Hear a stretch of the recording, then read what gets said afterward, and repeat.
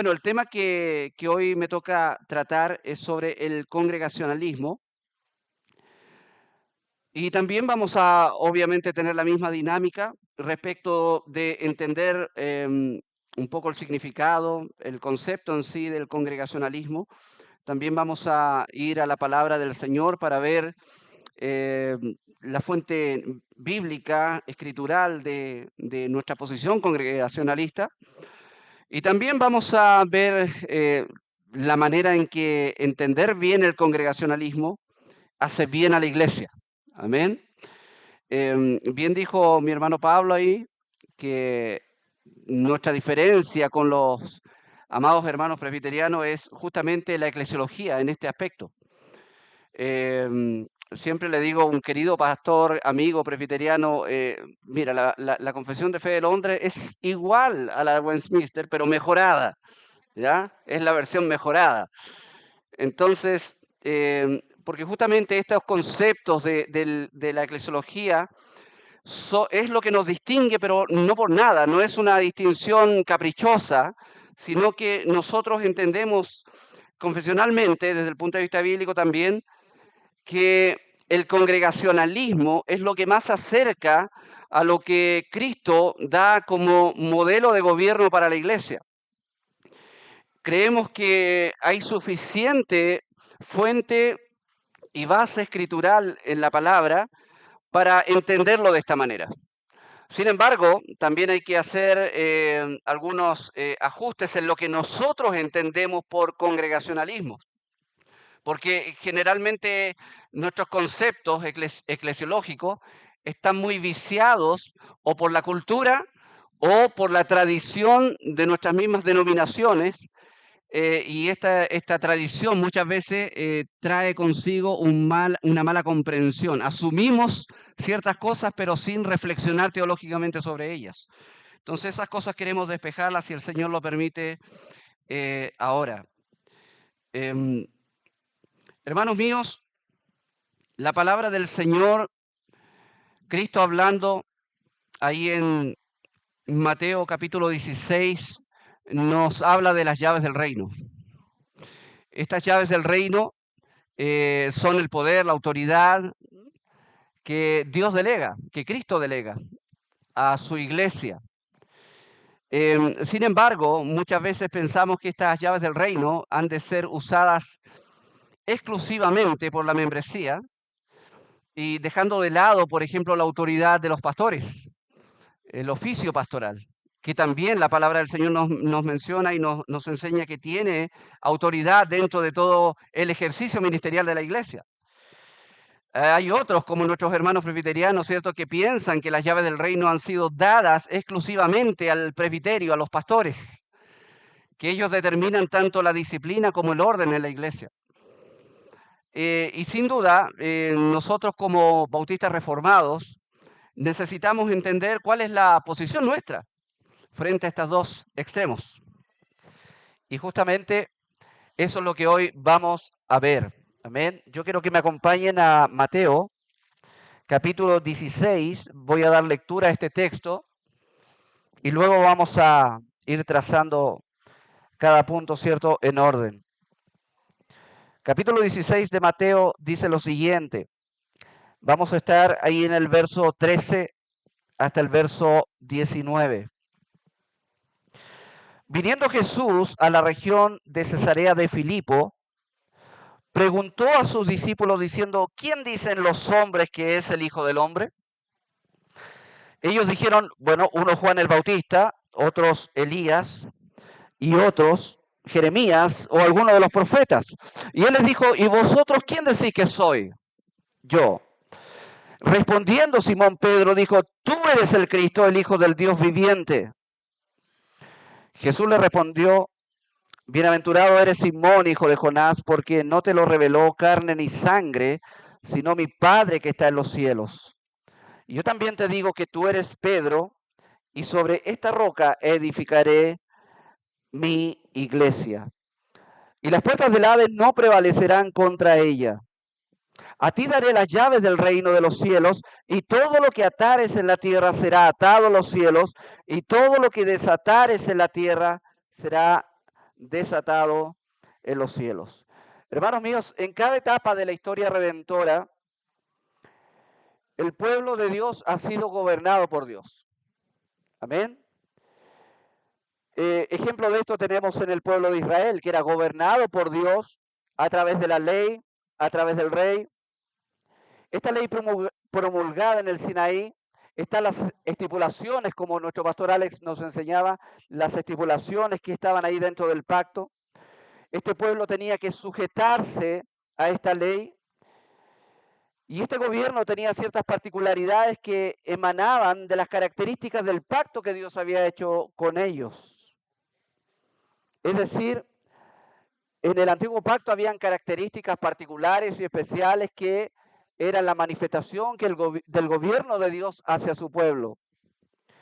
Sin embargo, en el nuevo pacto obviamente tenemos una nueva realidad. Por eso no creemos que está la misma configuración incluso en el gobierno en el nuevo pacto.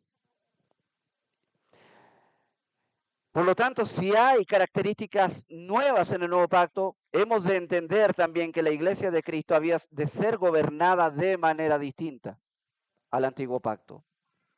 Ya no habría un rey sobre la nación, ya no habrían sacerdotes intermediarios necesarios, ¿cierto?, en ese tiempo, sino que hay un sacerdocio generalizado en todos los creyentes. Es decir, tanta característica diferente hacen entender que el gobierno de Dios en el nuevo pacto, en la iglesia de Cristo, había de tener distinciones especiales.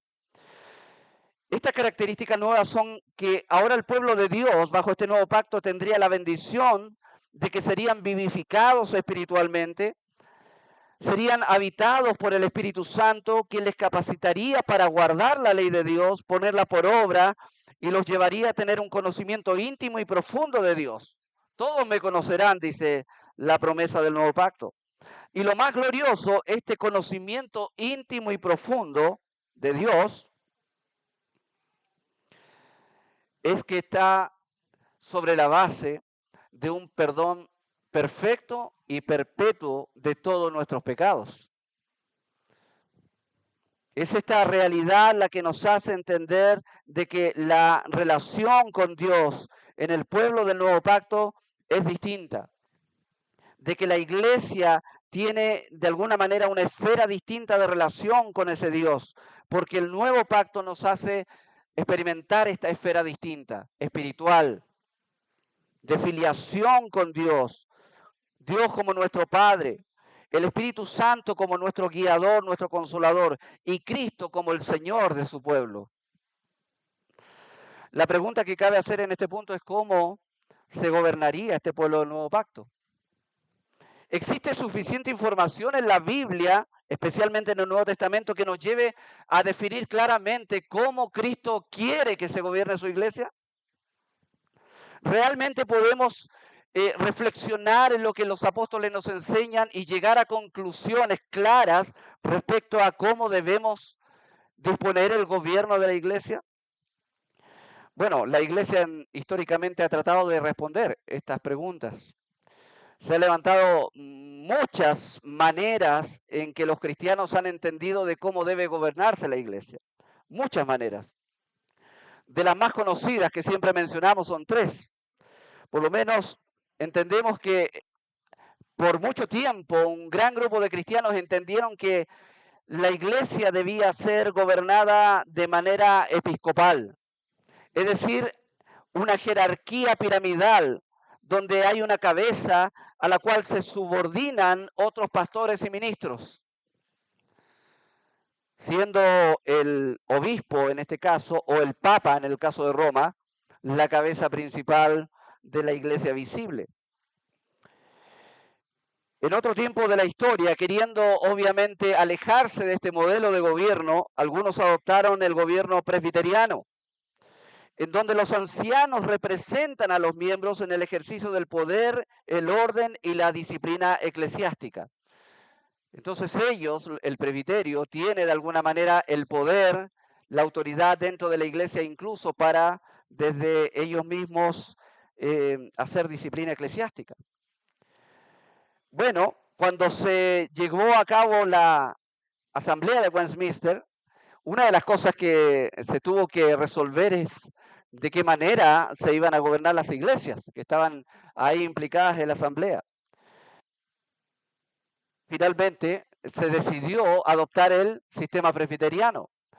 Sin embargo, un puritano llamado John Cotton reacciona a esto y él escribe desde la Nueva Inglaterra, hoy Estados Unidos, un escrito que de alguna manera plantea lo que luego se llama el congregacionalismo, ¿cierto? Plantea los principios bíblicos de cómo debiera gobernarse la iglesia de Cristo. Él deja plasmado en su libro Las llaves del reino de los cielos todos estos principios, y de alguna manera son estos principios los que adoptan los bautistas reformados, los bautistas particulares, para entender el cómo debe gobernarse la iglesia. Ahora, si bien es cierto, hubo un hombre llamado Brown, ¿cierto? Robert Brown, que fue el que planteó, el primero que planteó los principios del congregacionalismo. Sin embargo, él los planteó desde el punto de vista contrario al presbiterianismo. Los presbiterianos decían, no, los pastores tienen todo el poder. Entonces Robert Brown dijo, no, la iglesia, los miembros tienen todo el poder. ¿Qué hace John Cotton en su libro, en su presentación respecto del congregacionalismo puritano? Él dice, no, las llaves del reino fueron dadas a la iglesia, pero han de manifestarse en el ejercicio del ministerio, tanto de los miembros como de los pastores. Entonces, es ese equilibrio entre el gobierno de los ancianos de la iglesia y también la autoridad de la congregación en sí, el que nosotros debemos entender bíblicamente y plantearnos desde ese punto de vista el congregacionalismo. ¿Por qué? Porque, hermanos míos, el congregacionalismo, sobre todo en este tiempo contemporáneo, ha sido mal entendido. Algunas iglesias congregacionales dicen ser congregacionales, pero pensando que el congregacionalismo es la democracia, es un gobierno democrático, en donde finalmente todo lo que se hace dentro de la iglesia debe primeramente ser consultado a la membresía y votado por la membresía. Ahora, si bien es cierto, esto suena bastante atractivo para muchas personas, porque de alguna manera en la concepción cultural nuestra hemos siempre de entender que la democracia es algo positivo, es algo beneficioso.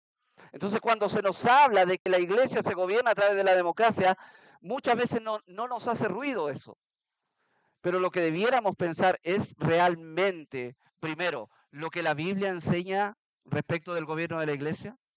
Y segundo, ¿es eso lo que quisieron realmente plantear aquellos primeros hombres del puritanismo que plantearon el congregacionalismo como modelo de gobierno? Cuando vamos a la historia y vamos a escritos como el del pastor John Cotton, vamos a darnos cuenta de que no fue así. Ellos jamás quisieron hablar de democracia cuando hablaron de congregacionalismo. Entonces es una de las cosas que nosotros necesitamos entender bien para poder no solamente hacer bien las cosas en la iglesia, sino que de alguna manera, haciendo bien las cosas en la iglesia, glorificar a Cristo. Porque vuelvo a repetir, la iglesia es de Cristo. Y estas cosas no son superficiales.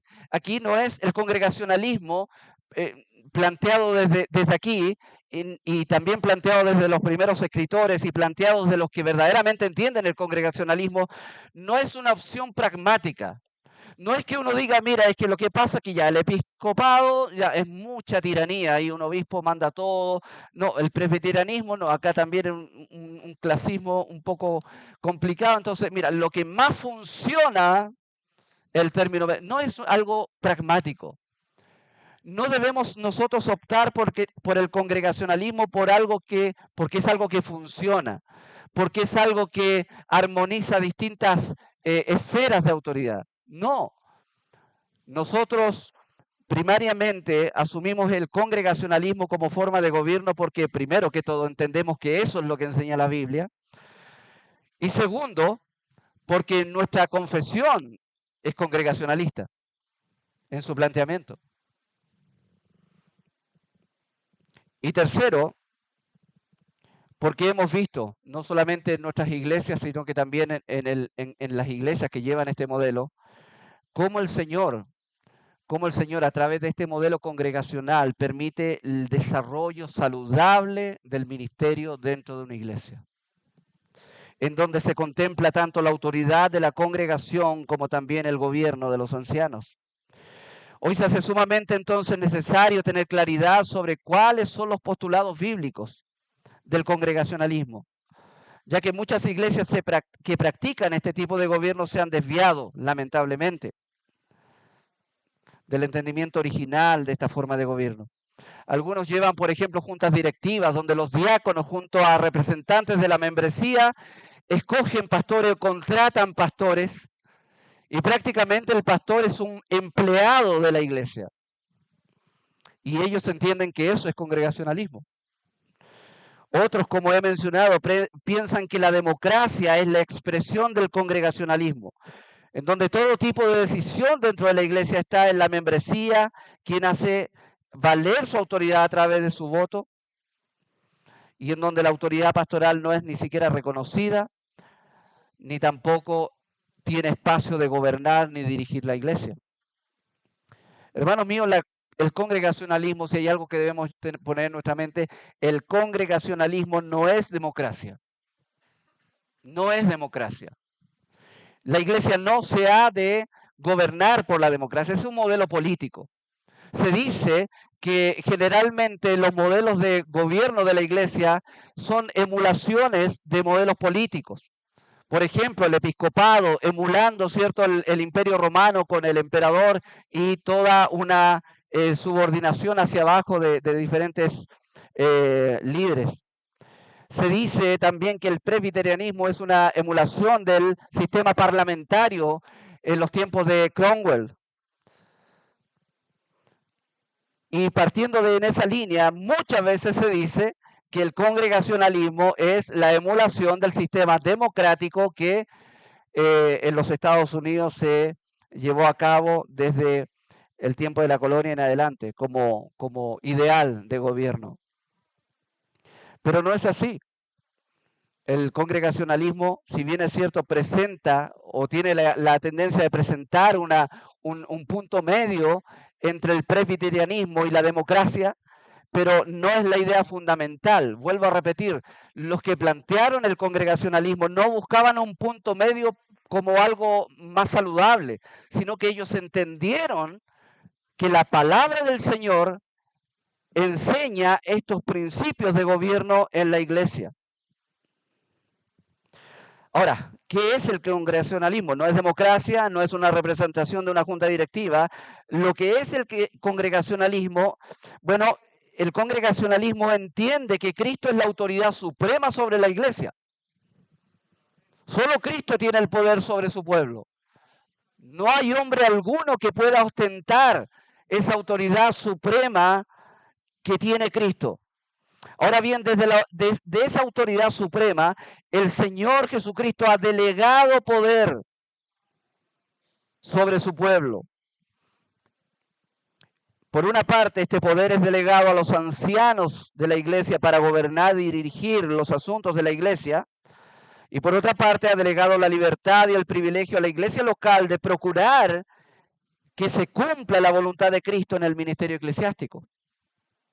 A través del ejercicio de la elección de los oficiales, por ejemplo, ancianos y diáconos, a través del reconocimiento de los miembros y a través también de la administración de la disciplina eclesiástica. Es decir, la membresía de la iglesia tiene autoridad, claro que sí. Los pastores dentro de la iglesia tienen autoridad, claro que sí, pero son esferas distintas de autoridad.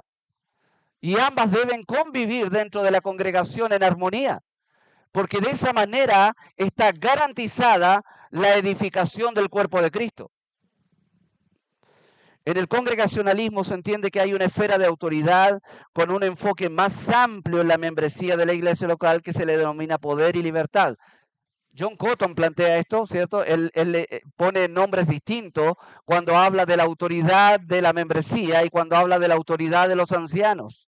Cuando habla de la autoridad de la membresía le llama libertad. Libertad. Cuando habla de la autoridad de los ancianos le llama gobierno.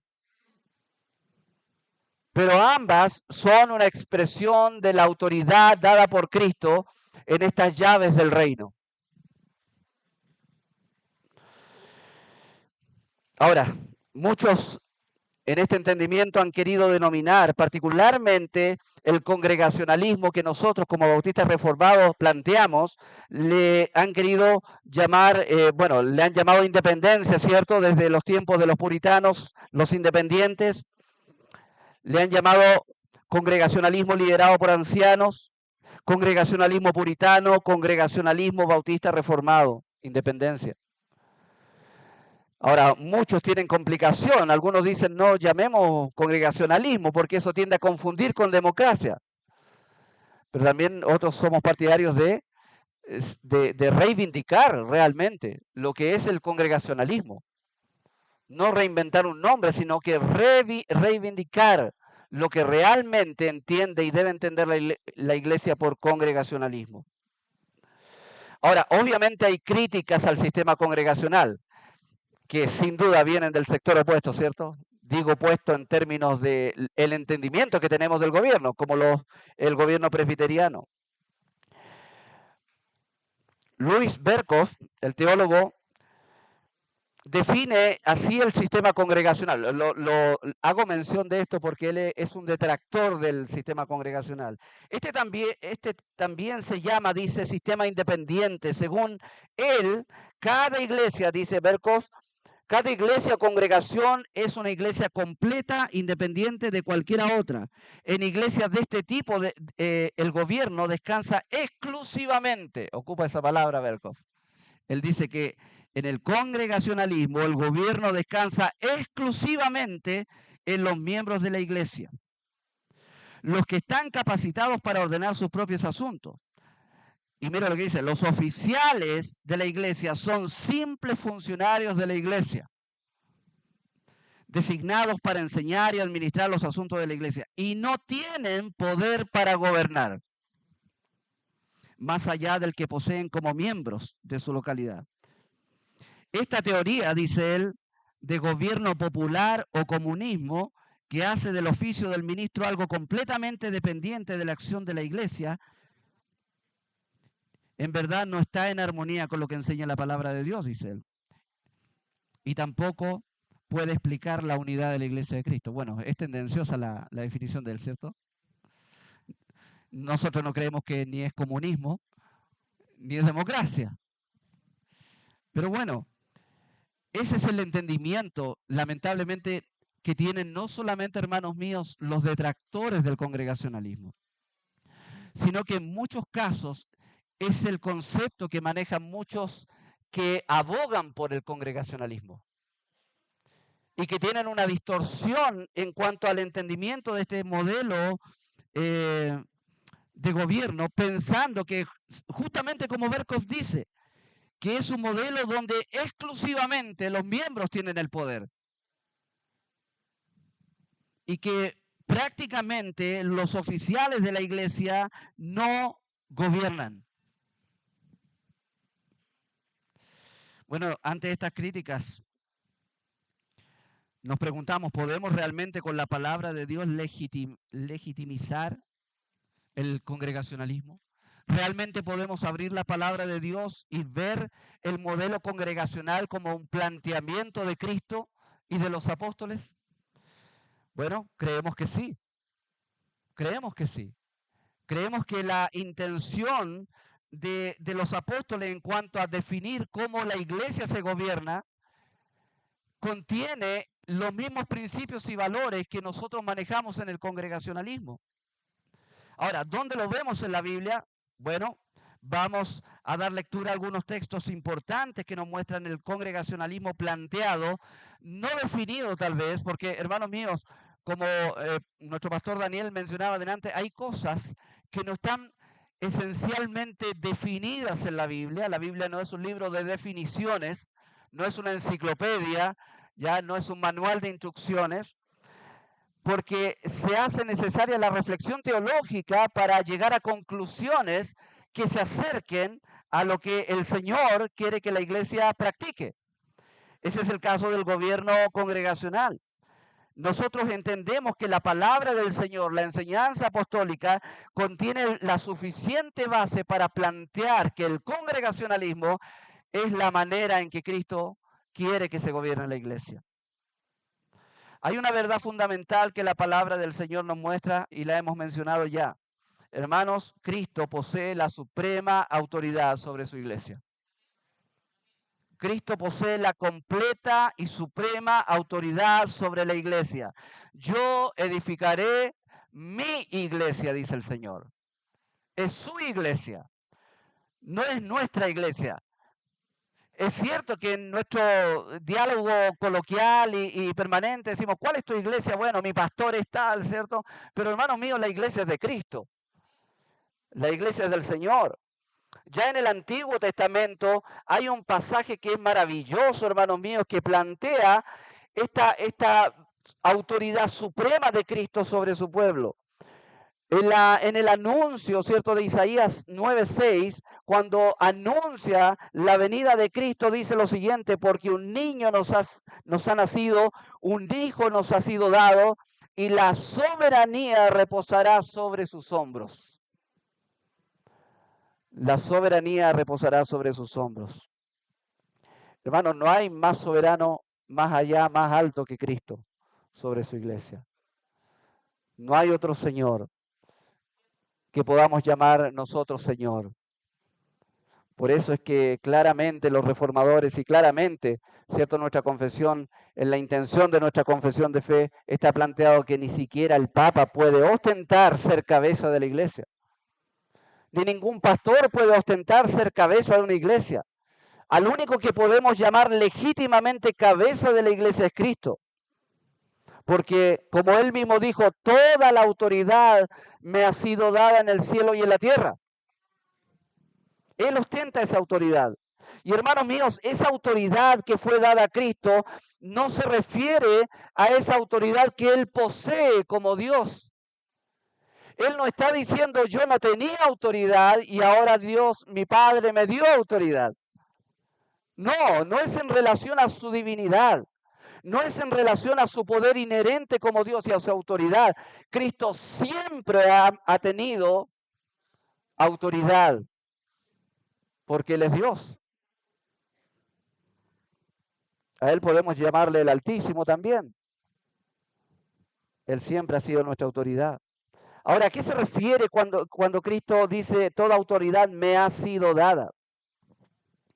Bueno, sin duda que se refiere a esa autoridad, hermanos míos, concedida por el mérito de su obra redentora y por su rol como mediador en el nuevo pacto. Como nos contaba aquí, como nos enseñaba nuestro pastor Alex, ¿cierto? Cristo tiene mérito en el nuevo pacto. El mérito de haber obedecido en forma perfecta la ley y el mérito de haber pagado la sanción del pecado, que es la muerte. Y esos méritos le hacen merecedor de toda autoridad en los cielos y en la tierra. Esa autoridad a la cual Cristo se refiere cuando dice toda autoridad me ha sido dada. Ahora el apóstol Pablo, hablando de esta autoridad, dice lo siguiente en Efesios 1:20 al 23. Ese poder que obró en Cristo cuando lo resucitó de entre los muertos y lo sentó a su diestra en los lugares celestiales, muy por encima de todo principado, autoridad, poder, dominio y de todo nombre que se nombra, no solo en este siglo, sino también en el venidero. Y todo lo sometió bajo sus pies y a él lo dio por cabeza sobre todas las cosas a la iglesia, la cual es su cuerpo, la plenitud de aquel que lo llena todo en todo. Cristo es cabeza de la iglesia meritoriamente. No solamente porque Él es Dios está ahí, sino que porque Él merece estar ahí. Merece ser llamado cabeza de la iglesia. En Colosenses Pablo también dice, Él es también la cabeza del cuerpo que es la iglesia. Él es el principio, el primogénito de entre los muertos, a fin de que Él tenga en todo la primacía. Como cabeza de la iglesia, hermanos míos, Él tiene una labor muy importante, el gobierno supremo sobre su iglesia. Ahora, ¿qué tipo de gobierno? Porque podemos decir, bueno, los ancianos también gobiernan, la iglesia también gobierna. Ahora, ¿qué tipo de gobierno? ¿Qué lo distingue a Cristo como cabeza de la iglesia? Bueno, esencialmente que Él es el único legislador sobre su iglesia. Él es el que da las leyes. Él es el que dice qué hay que hacer y qué no hacer. Él es el que dictamina los propósitos. Cuando nosotros queremos hacer cierto, organizar nuestra iglesia, ¿cuál es? Bueno, el mundo también lo hacen. ¿Cuál es nuestra visión, nuestra misión, nuestro propósito? Y ahí decimos, ya, pongamos esto, hagamos esto otro. Y nosotros planteamos, hermano mío, la iglesia no necesita inventar propósitos para su existencia. Cristo los dio. Cristo nos trazó los propósitos, la visión, la misión, todo lo que usted y yo necesitamos para cumplir la labor de anunciar las virtudes de aquel que nos llamó de las tinieblas a la luz. Todo lo que nosotros necesitamos ya está dado por Cristo. Él es el único legislador sobre la iglesia. Tú y yo no tenemos la autoridad para ser imaginativos e inventar cosas en nuestra iglesia. Santiago dice en su libro, capítulo 4, verso 12, solo hay un legislador y juez, que es poderoso para salvar y para destruir. Pero tú, ¿quién eres que juzgas a tu prójimo? Hermano, solo hay un legislador y su ley es perfecta. La ley de Jehová es perfecta. Lo que tú pienses, tus ideas, mis ideas para la iglesia pueden ser muy ocurrentes, pero hermanos míos, tú y yo no estamos llamados a inventar, y soy majadero en eso, inventar algo, propósitos para nuestra iglesia. No, no tenemos que hacer, no tenemos que reinventar, hermanos míos, el cristianismo. Cristo ya trazó todas las leyes que necesita la iglesia para ser dirigida.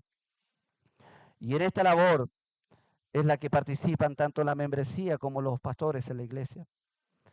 Hermanos, Él es el único que puede dictar leyes a su pueblo y determinar la manera en que éste debe conducirse y hacer el ministerio. Él guió a sus apóstoles precisamente a esto. Los apóstoles fueron inspirados por Dios. Los apóstoles pusieron el fundamento de la iglesia en su doctrina, en todo lo que enseñaron ellos.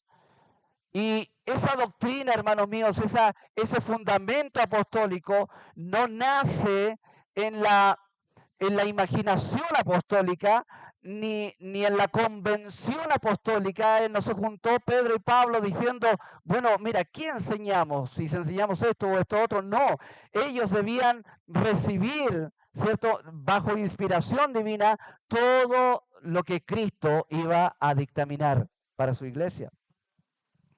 Él guió a los apóstoles a dejar registro de todo aquello que su iglesia necesitaba para ser edificada. ¿Por qué? Porque Cristo dijo, yo edificaré mi iglesia. Hermanos míos, los apóstoles no son los edificadores de la iglesia. Ni tú ni yo somos los edificadores. Aunque en nuestro lenguaje, y es bíblico, hablamos de edificarnos unos a otros, amén. Pero eso de edificarnos unos a otros, eso de que los apóstoles ponen el fundamento, esto de que los pastores edifican a su iglesia, debe estar supeditado al entendimiento de que en este ejercicio de edificarnos unos a otros, Cristo está edificando su iglesia a través de nosotros.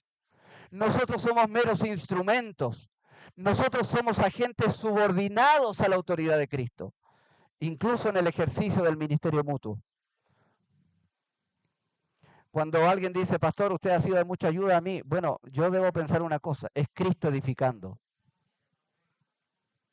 No soy yo, no eres tú, no somos nosotros, es Cristo. No somos nosotros los encargados de definir qué se hace, cómo se hace el ministerio de la iglesia. Eso lo hace el Señor de la iglesia, nuestro Señor Jesucristo. No obstante, Cristo ha decidido derivar este poder a su iglesia para que la obra del ministerio sea llevada a cabo. Esta delegación de poder es simbolizada por Cristo ahí en el texto que hemos leído como las llaves del reino. Las llaves del reino es una figura que ocupa Cristo para referirse a esta autoridad que Cristo delega a su iglesia. Y Cristo, la suprema autoridad de la iglesia, ha entregado esta autoridad a la iglesia, a su iglesia. Ahora, las características de esta autoridad que Cristo ha delegado a su iglesia nos dan a entender lo diferente que es respecto de la autoridad de Cristo. Dijimos, Cristo es la autoridad suprema y Él es el legislador. Él dictamina, Él ordena.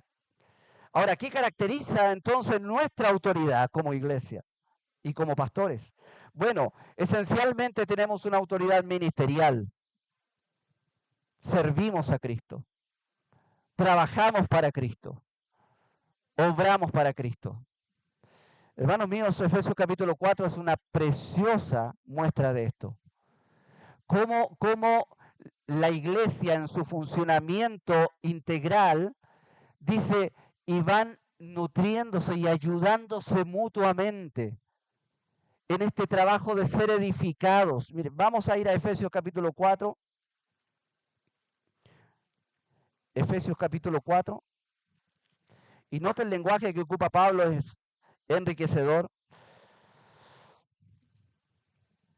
Verso 11 en adelante, el mismo constituyó a unos apóstoles, a otros profetas, a otros evangelistas, a otros pastores y maestros, a fin de, con el propósito de perfeccionar a los santos para la obra del ministerio, para la edificación del cuerpo de Cristo. Nunca olvide eso. Cristo dijo, yo edificaré mi iglesia. Pero vamos a Pablo aquí. Pablo dice, en el ejercicio de la obra del ministerio, estamos edificando el cuerpo de Cristo. Por lo tanto, es Cristo edificando su iglesia a través de los miembros y pastores que desarrollan el ministerio. Hasta que todos lleguemos a la unidad de la fe y del conocimiento del Hijo de Dios, aun para un perfecto, a la medida de la estatura de la plenitud de Cristo, para que ya no seamos niños fluctuantes, llevados por doquiera de todo viento de doctrina, por estratagemas de hombres que para engañar emplean con astucia las artimañas del error, sino que siguiendo la verdad en amor, seguimos la verdad, y esa verdad, esta expresión está íntimamente ligada con aquella verdad apostólica. Siguiendo la verdad en amor, crezcamos en todo en aquel que es la cabeza, esto es Cristo, de quien todo el cuerpo, bien concertado y unido entre sí por todas las coyunturas que se ayudan mutuamente, según la actividad, ejercicio ministerial, propia de cada miembro, recibe su crecimiento para ir edificándose en amor. Pero todo este proceso de edificación obedece a nuestra autoridad suprema. Yo edificaré mi iglesia. Entonces, esto es precioso entenderlo, porque cuando tú sirves al Señor en la edificación de la iglesia de Cristo, es Cristo usándote para edificar su iglesia. Entonces, es una autoridad ministerial, es decir, no es legislativa. Está enfocada en el propósito de Cristo de edificar su iglesia. Tiene que ver con el orden y el crecimiento y la madurez de la iglesia. Y también una característica importante de esta autoridad delegada por Cristo a la iglesia es que es una autoridad subordinada. Es decir, responde a una cabeza, que es Cristo. En la iglesia de Cristo solo hay un Señor. Por eso es que cuando la palabra del Señor habla del oficio pastoral, en una oportunidad dice, no como teniendo señorío, porque hay un solo Señor que se puede enseñorear de nosotros, y ese es Cristo. El ejemplo de esto podemos verlo en un maestro constructor. Cuando alguien quiere hacer una casa y contrata, ¿cierto?, a un maestro constructor, el maestro dice, yo le voy a hacer la casa. Yo voy a edificar esa casa. Claro, él tiene los planos, tiene las herramientas, tiene el capital, tiene los contratos, tiene los trabajadores. Y él dice, yo voy a construir esta casa. Pero él para lograr eso tiene que delegar la labor, el ministerio a otros maestros, a otros ayudantes para que ellos lleven a cabo esa obra que él va a hacer. Ellos tienen el poder y la autoridad para realizar el trabajo, pero no para hacerlo a su gusto, ni hacer cambios antojadizos al plan original, y de pronto llega el ayudante del maestro, llega el maestro y dice, bueno, ¿quién hizo esta pieza? Yo no estaba en el plano. Y el ayudante dice, bueno, a mí se me ocurrió que iba a ser de utilidad.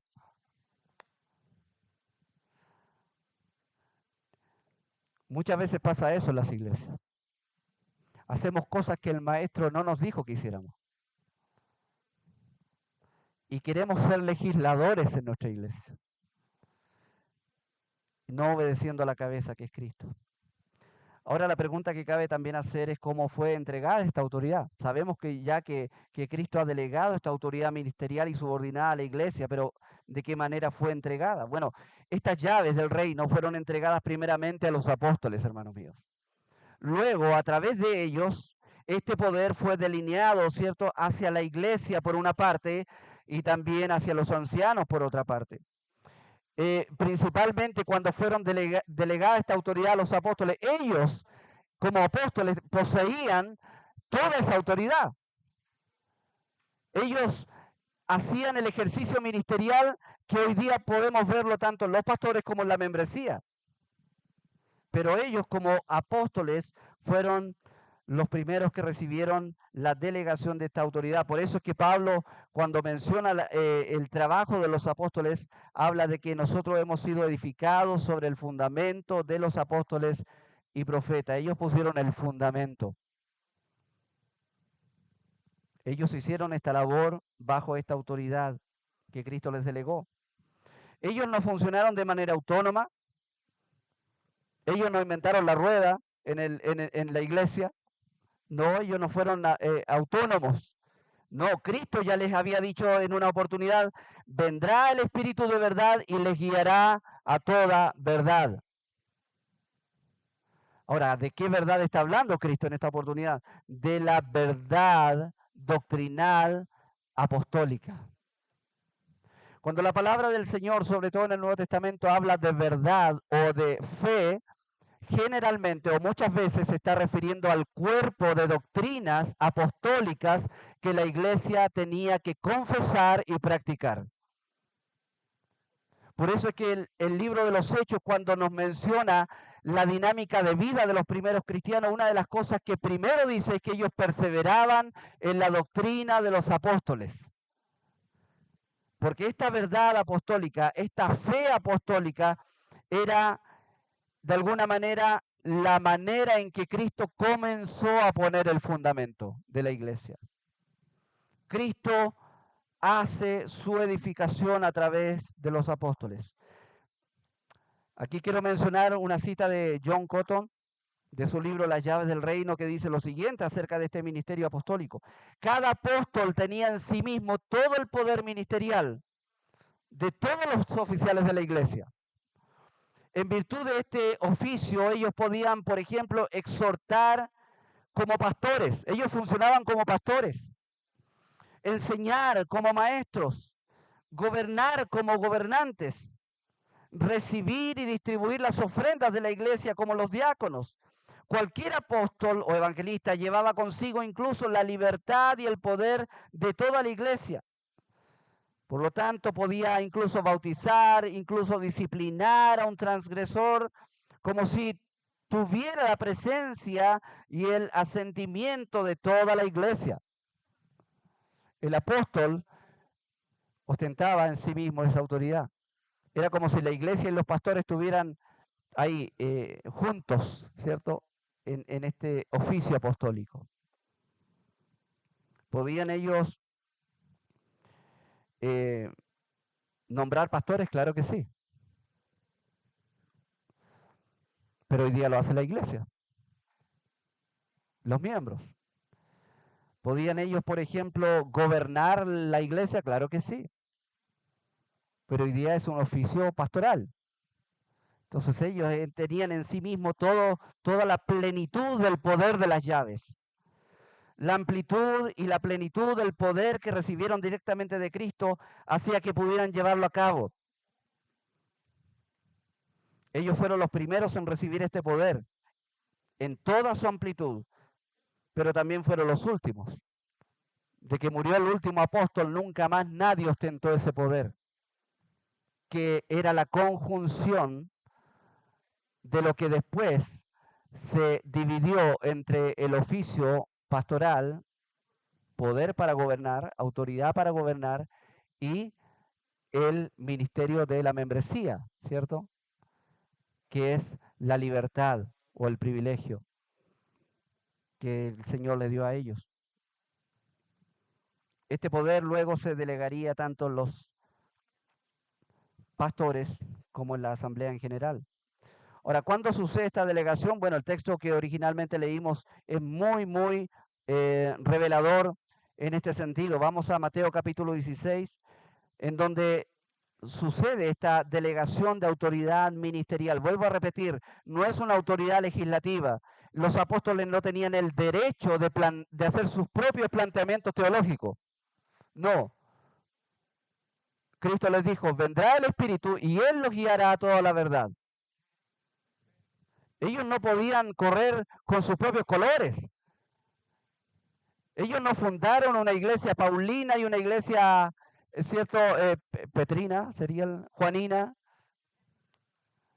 No.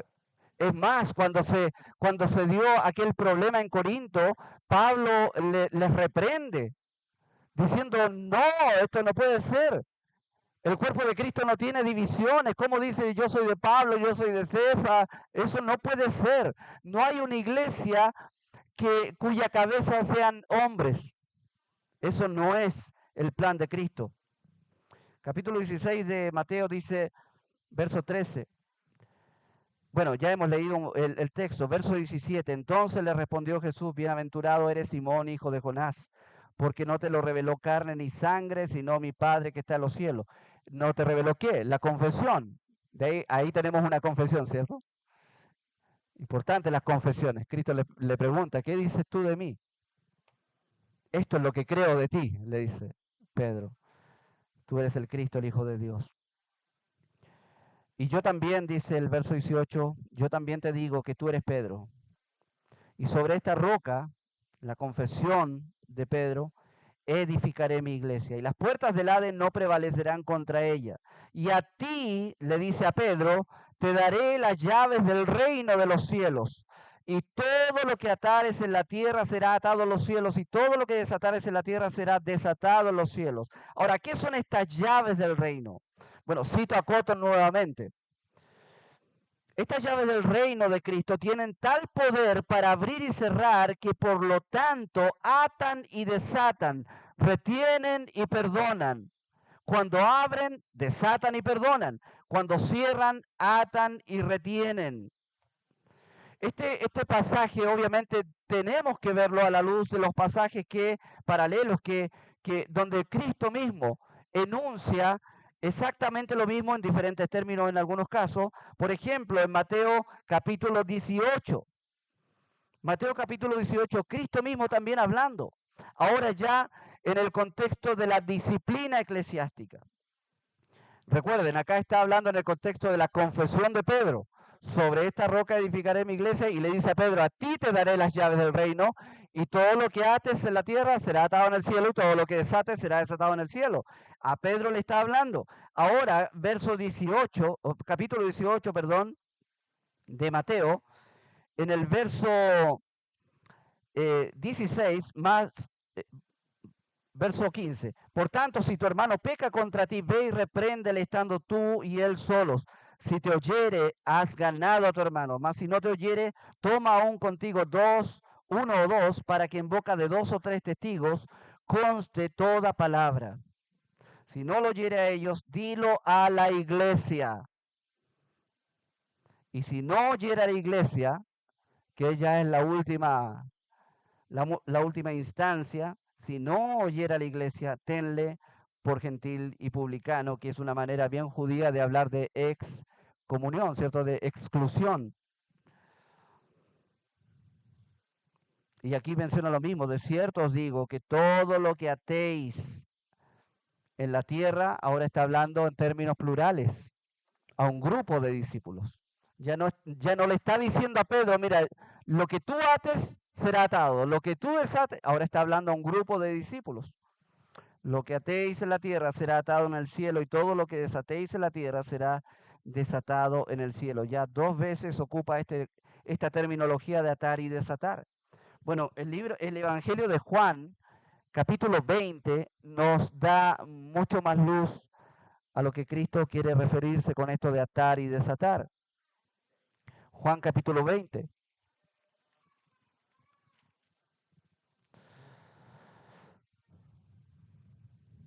Y el versículo 21 en adelante dice lo siguiente. Entonces Jesús les dijo otra vez, paz a vosotros. Como me envió el Padre, así yo os envío. Hablando ahí a los apóstoles, a los discípulos. Y habiendo dicho esto, sopló y les dijo, recibid el Espíritu Santo. A quienes remitiereis los pecados, les son remitidos, y a quienes los retuviereis, les son retenidos. Está hablando aquí del perdón de los pecados. Entonces muchas veces nosotros pensamos que en definitiva el poder de las llaves del reino, ¿cierto? Por una parte fueron ostentadas por los apóstoles y muchas veces pensamos que simplemente ese poder fue traspasado a la iglesia y ahí está la distorsión de concepto y pensamos que la iglesia debe usar estas llaves en el contexto de la democracia. No, aquí el Señor es explícito en decir que tiene que ver no esencialmente con votar cada aspecto de lo que la iglesia hace, sino que más bien tiene que ver con un tema de espiritual delante del Señor. Habla de remitir pecados, por ejemplo. Habla de reconocer de esta manera el arrepentimiento, como en Mateo 18, reconocer el arrepentimiento en un individuo. Es exactamente lo que dice ahí en Mateo 18 cuando dice, si no los oyera a ellos, dilo a la iglesia. Y si no lo oyere, bueno, tenle por gentil y publicano. La iglesia en última instancia es la que reconoce si hay verdadero arrepentimiento o no. Y en base al arrepentimiento, la iglesia es la que define o no perdonar o no perdonar. Y lo que la iglesia define en su libertad de definir quién está o no en la comunión eclesiástica, es la que ata y desata en esa esfera por lo menos. Ahora, seguimos con la pregunta, ¿quién dio el Señor ese poder ministerial de las llaves? Nuevamente citando a John Cotton, dice lo siguiente acerca de esto. El sujeto receptor primario de las llaves es esencialmente los apóstoles. Y la pregunta es, que hace Cotton también ahí en el libro, ¿cierto? Pedro, ¿cómo recibió estas llaves? ¿Como apóstol? ¿Como pastor? Porque también fue anciano, pastor, o como creyente que hace una confesión sobre Cristo. Es decir, Pedro estaba recibiendo esta autoridad como un apóstol, como un pastor o como un creyente común y corriente. Y ahí están los presbiterianos diciendo, no, Pedro recibe esta autoridad como pastor, por lo tanto los pastores son herederos de esta autoridad y son los únicos que pueden definir asuntos eclesiásticos de orden y disciplina. Bueno, si bien es cierto, el Señor Jesucristo le dice, a ti te daré, pero obviamente cuando vamos al texto que aparece en Juan y cuando vamos al texto que aparece en Mateo 18, vamos a darnos cuenta de que a pesar de que primariamente le dice, a ti te daré las llaves, pero estas llaves, esta autoridad, no es exclusivamente para Pedro. Por lo tanto, algo más quiso decir Cristo. Pedro de alguna manera estaba representando en ese momento a otras esferas de ministerio en la iglesia, a saber, a los apóstoles en general, a saber, a los ancianos en el futuro y también, obviamente, a la iglesia en pleno, porque ya en Mateo 18 dice, dilo a la iglesia. Y la iglesia es la que define finalmente tenerle por gentil y publicano. Entonces la pregunta es, ¿en calidad de qué recibió estas llaves Pedro? Bueno, él sin duda que las recibe tanto como apóstol, como anciano y también como un creyente que es parte de la iglesia. En ese sentido, hermanos míos, necesitamos ir viendo cómo el apóstol Pablo, por ejemplo, desarrolla de alguna manera esta idea de la autoridad, ¿cierto?, en sus cartas. Cristo tiene todo el poder soberano sobre su iglesia, pero Cristo ha delegado esta autoridad ministerial a los apóstoles. Él la delegó para definir cómo Cristo edificaría su iglesia. ¿Sí? Nunca olvidemos eso. La labor que Cristo hace a través de su iglesia es edificar su iglesia. La autoridad delegada de Cristo está en función de esta edificación de la iglesia. Nunca la autoridad de Cristo fue delegada ni para enseñorearse de una iglesia, ni para que la iglesia plantee su propia dinámica de vida, ni su propio propósito. La autoridad que Cristo ha delegado tanto a los apóstoles, a los ancianos, a la congregación en sí, está siempre orientada a la edificación de su iglesia. Los apóstoles en su enseñanza trazan claramente los lineamientos de esta autoridad ministerial, la cual iba a ser fijada primeramente en la iglesia local y también en los ancianos. El poder ministerial total de las llaves le fue dado a la iglesia, a sus miembros y a sus pastores en conjunto. Entonces, ¿cuál es entonces la responsabilidad que tenemos como iglesias locales? Bueno, investigar, reflexionar teológicamente, sobre todo en la enseñanza apostólica, de qué es lo que deben hacer los ancianos y qué es lo que debe hacer la congregación, cuál es su parte, qué parte es la congregación, qué parte toma la congregación en el ejercicio del poder y del gobierno, qué parte toman los ancianos en el ejercicio del poder y del gobierno. ¿Hay una distinción en ambos sectores? ¿Hay una pugna entre ambos sectores? ¿Quién manda más? ¿La asamblea o los pastores? Bueno, la Biblia nos enseña claramente que debe y hay una armonía en cuanto al ejercicio de este poder ministerial. El buen orden de una iglesia, hermanos míos, depende en gran parte del entendimiento correcto de lo que la Biblia enseña sobre esta relación armónica entre el oficio pastoral como gobierno y el ministerio, la libertad, ¿cierto?, que tiene la iglesia. Aquí no es buscar quién contrapesa más. Muchas veces en las congregaciones se da este dilema. La congregación muchas veces se resiente cuando piensa que los pastores hacen su voluntad y no consultan mucho a la iglesia. ¿Entiende? Y ahí está esa pugna, porque algunos piensan que la iglesia debe tener injerencia en todo lo que se hace en la iglesia y que simplemente el pastor debiera consultar a la iglesia qué debiera hacer. Entonces vivimos en un permanente desequilibrio y pugna que simplemente en vez de edificar la iglesia de Cristo, la dificulta el crecimiento y en muchos casos, hermanos, las divisiones de iglesia tienen ese problema. Están enraizadas en ese tipo de problemáticas. Cuando hay pugnas entre la visión que el pastor tiene o los pastores y la visión que la congregación entiende, ¿cierto?, de las cosas. Hermanos míos, la unidad de la iglesia es la voluntad de Cristo, no la división. Por lo tanto, tanto en la labor pastoral, en su gobierno, como en la libertad de la congregación, tiene que haber una armonía. Tiene que haber un entendimiento correcto de qué parte le toca a cada uno. Y tiene que haber ¿cierto? Un ejercicio ministerial saludable y un uso de estas llaves del poder, de la autoridad de Cristo, de tal manera que la iglesia, no los individuos, sean beneficiados de este ejercicio ministerial. Ahora, la palabra del Señor nos muestra que esto fue aplicado, sin duda, en el Nuevo Testamento, en las iglesias. La iglesia, los miembros de la iglesia, la congregación en pleno, incluidos los oficiales, tiene una de las llaves. Cotton le denomina, ¿cierto? Y otros la libertad. La libertad. Libertad de escoger a sus pastores y diáconos. Libertad de cuestionar la vida práctica de un miembro cuando no anda conforme a la regla de Cristo.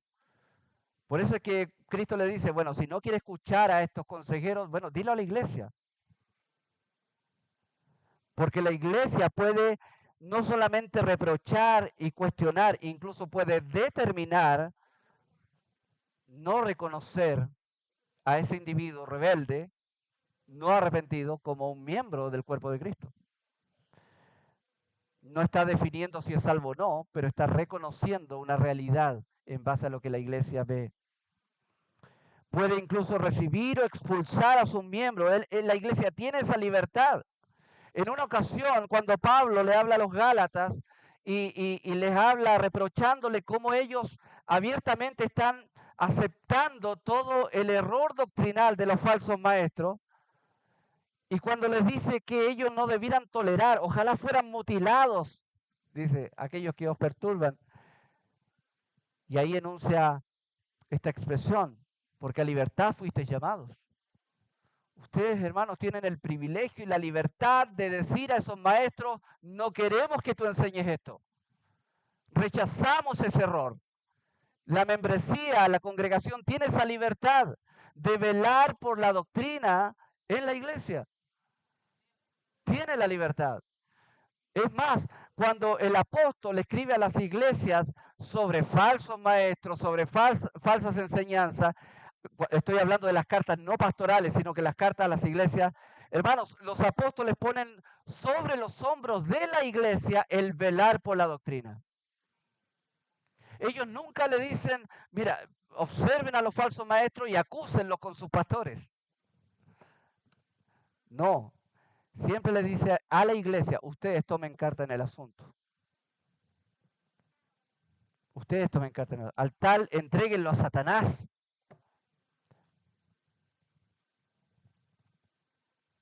Y en esa libertad que tiene la iglesia, esa preciosa libertad que Cristo le da, es parte de las llaves del reino.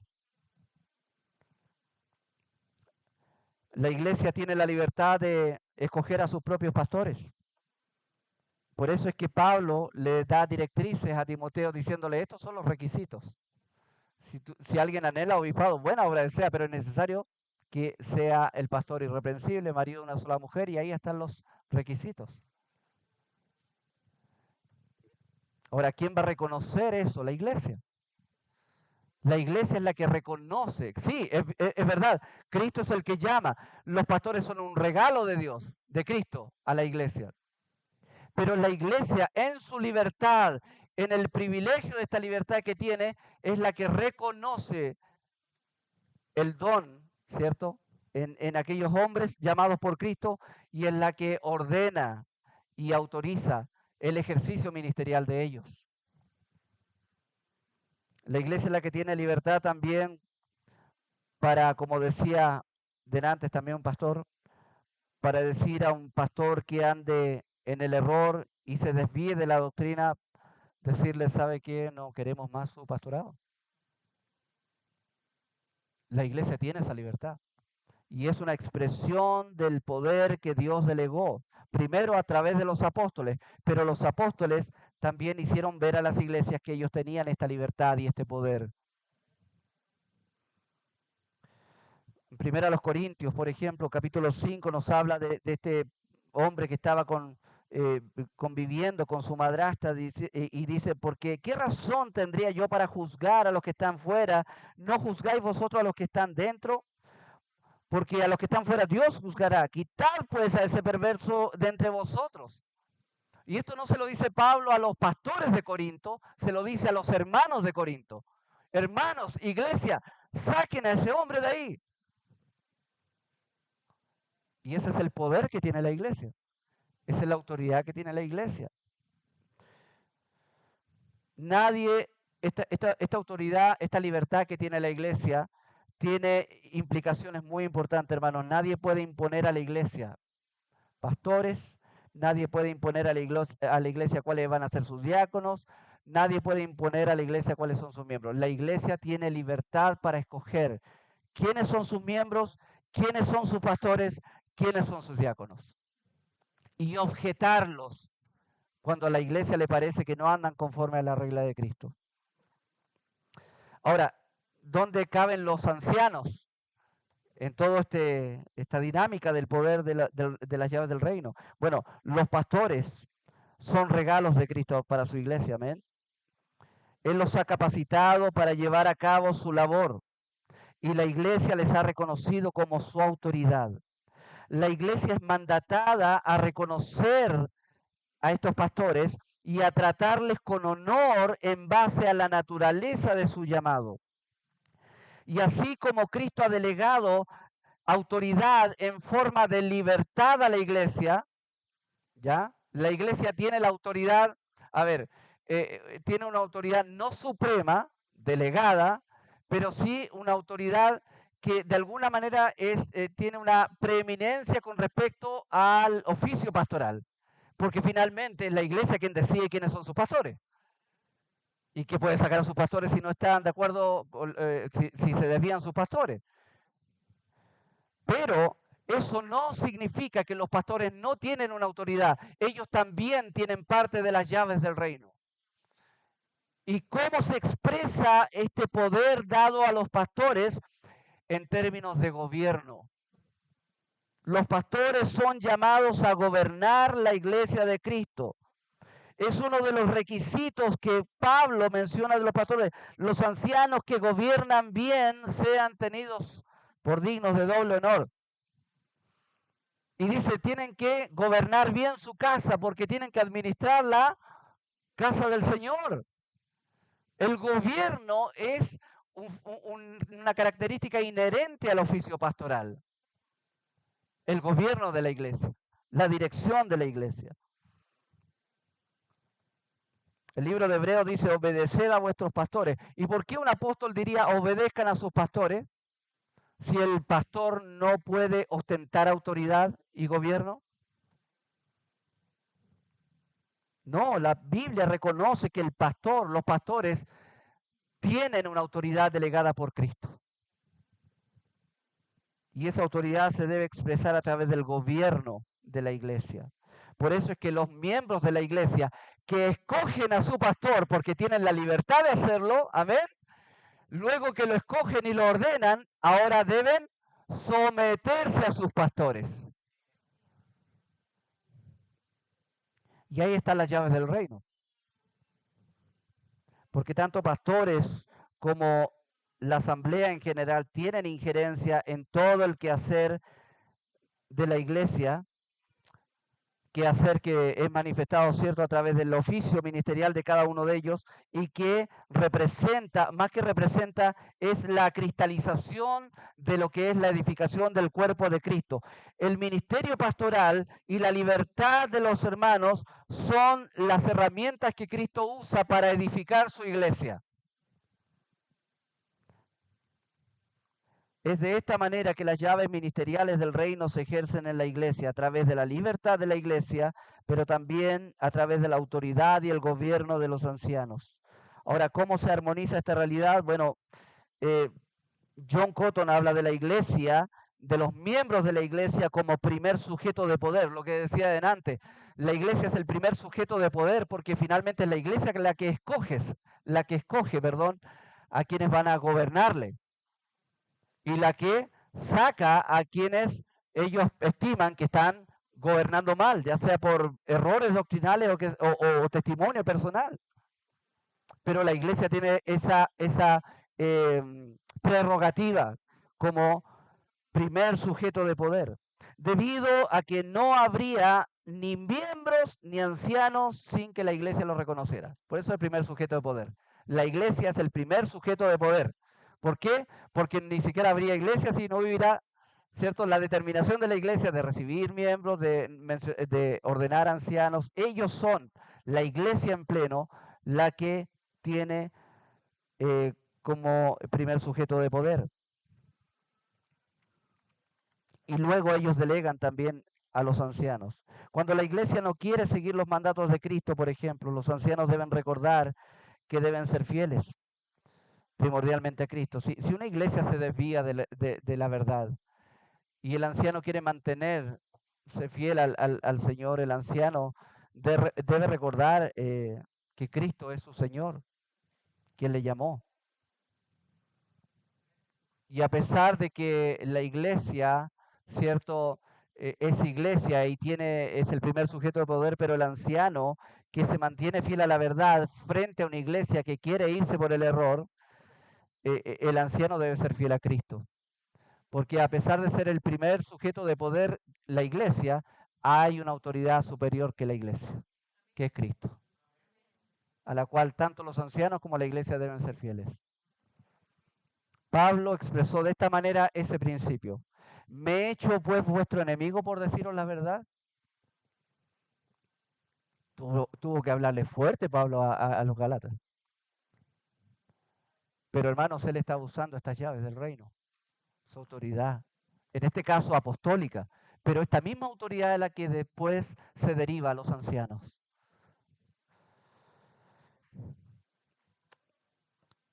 Tito dice, Pablo a Tito dice, este testimonio es verdadero, por tanto, repréndelos duramente para que sean sanos en la fe, no atendiendo a fábula judaica ni a mandamientos de hombres que se apartan de la verdad. Repréndelos duramente, la reprensión, la exhortación, el hablar la verdad en amor, son parte del ministerio pastoral frente a la iglesia. Cuando los ancianos no quieren seguir los mandatos de Cristo, ¿qué pasa? Bueno, como hemos dicho, la iglesia tiene la libertad de amonestar a sus pastores. Y si persisten en su pecado, bueno, aún pueden dejar de reconocer su autoridad. Pero tanto si los pastores se desvían o la iglesia se desvía, aquí hay algo primordial, hermanos míos, en la iglesia de Cristo, que es el bien mayor que nosotros tenemos. Y hermanos míos, esto del congregacionalismo, una de las cosas que resalta sobremanera es el valor de la iglesia de Cristo, como iglesia de Cristo. El congregacionalismo pretende resguardar el buen orden de la iglesia porque es la iglesia de Cristo. El congregacionalismo intenta armonizar el oficio ministerial, ¿cierto?, de los pastores en el gobierno de ellos con la libertad de los miembros y pretende armonizar para procurar y garantizar la edificación del cuerpo de Cristo por el valor que tiene la iglesia de Cristo por ser la iglesia de Cristo. Es decir, el congregacionalismo es un modelo de gobierno eclesiástico cuyo propósito es exaltar el honor y la honra de la esposa de Cristo, que es la iglesia, en virtud de los lineamientos del legislador de la iglesia, de la cabeza de la iglesia, que es Cristo. El congregacionalismo, hermanos míos, no es una propuesta de gobierno basada en la utilidad práctica del modelo. No es que somos congregacionalistas porque es lo mejor, el mejor invento que se ha hecho. No es porque no, esto nos soluciona muchos problemas. No es porque, mire, es que este es un término medio de dos extremos. No es una vía pragmática. No es porque resulta. No es porque es más cercano a la democracia. No tiene un planteamiento de ese estilo, sino más bien es lo que nosotros entendemos que los apóstoles, Cristo primariamente y los apóstoles quisieron manifestar como modelo de gobierno. Hermanos, no es una copia de un sistema político el congregacionalismo. No, es un modelo de gobierno eclesiástico que nace del entendimiento bíblico de aquella autoridad que es Cristo, el Señor de la iglesia. Él ha delegado a su pueblo poder a través de estas llaves del reino, poder que descansa hoy, tanto por una parte en la libertad que tiene la iglesia y por otra parte en la autoridad y gobierno de los pastores. Para concluir, hermanos, quiero citar un texto que Pablo menciona en primera a los Tesalonicenses, capítulo 5, y verso 12 dice lo siguiente: os rogamos, hermanos, que reconozcáis, hermanos, Pablo está hablando a la iglesia. Recuerde, la libertad de la iglesia. La iglesia tiene la libertad de reconocer a los suyos, a sus pastores, y tiene la responsabilidad de hacerlo. Aquí dice, os rogamos, hermanos, que reconozcáis a los que trabajan entre vosotros y os presiden en el Señor y os amonestan. Hermanos, reconózcanlos. Pero, hermanos míos, esto no es reconocimiento de, mira, sí, es súper simpático mi pastor, no una gran persona, no es ese tipo de reconocimiento. Es reconocer su autoridad, es reconocer su gobierno, es de alguna manera tener una actitud de sumisión a su labor ministerial. Reconózcanlos, a los que trabajan entre vosotros y os presiden en el Señor. Y mire lo que dice el verso 13, y que los tengáis en mucha estima y amor. Mire lo que dice, por causa de su obra. No es por su personalidad, no es por su conocimiento, no es por nada, es por causa de la obra que hacen. Porque la obra que ellos hacen es una tremenda responsabilidad frente a la iglesia. Gobernar la iglesia de Cristo no es cosa poca, no es sencillo, no es fácil, es desgastador en muchas ocasiones. Hay fatiga, hay cansancio, hay frustración, hay tantas cosas en esta labor de gobernar la iglesia de Cristo. Es por eso que Pablo dice, ténganle mucha estima por amor y amor por causa de su obra. Y mire lo que dice, precioso lo que termina diciendo, tened paz entre vosotros. ¿Entre quiénes? Bueno, pastores y miembros.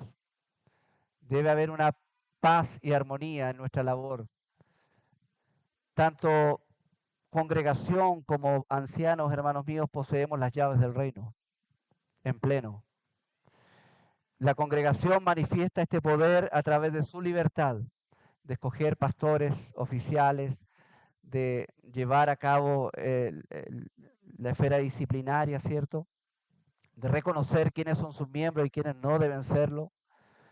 Pero también las llaves del reino fueron delegadas también a los ancianos.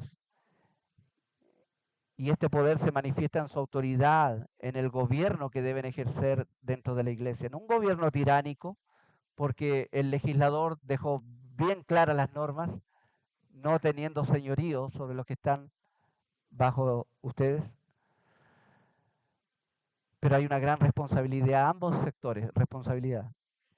Porque ambos sectores tenemos una gran misión, es glorificar a Cristo en el ejercicio del ministerio que hacemos.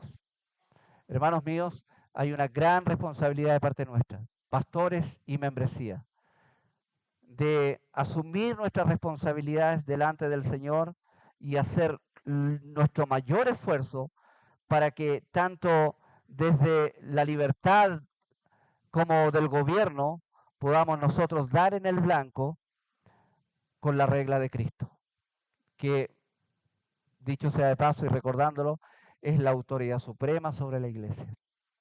Ni pastores ni membresía pueden hacer lo que se les antoje. Cristo ya nos dio su palabra, ya nos dio su norma, ya nos dio su ley, ¿cierto? Y en el gobierno eclesiástico eso debe expresarse en una armonía y en un ministerio mutuo y en un desarrollo ministerial que refleje este gobierno y esta libertad que son de alguna manera las dos ramas de las llaves del reino. Amén. Que el Señor nos ayude.